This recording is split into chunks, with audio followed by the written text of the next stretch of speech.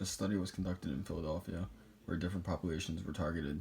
The study's focus was associated with a reduction in arrest rates over a 9-year period from 2009 to 2018.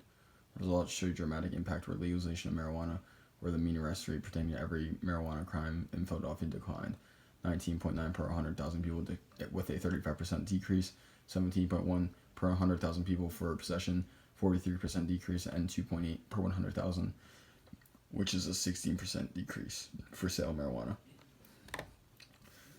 The UCR data research looked at all 50 states to see a relationship between decriminalized recreational and medical marijuana usage in relation to crime rates and arrest rates for marijuana abuse violations. Results from the research indicated that the trend in property and violent crime rates were higher in states where marijuana laws were still in effect, meaning marijuana is not decriminalized and is legal.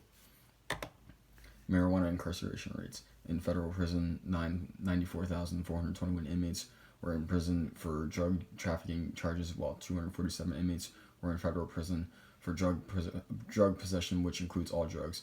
Statistically, this evidence proves 0.1% of all inmates are in prison for possession of a drug. Out of those 94,000 inmates, 11,533, or 12% of federal inmates, were incarcerated on marijuana-related offenses. Some marijuana statistical facts: 92% of all arrests that involve marijuana are related to possession. 40% of total drug arrests are related to marijuana, and every 48 seconds, a person in the United States is arrested under a marijuana charge.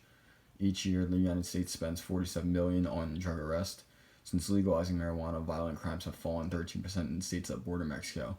94% of inmates in a federal prison are incarcerated because of marijuana or mara.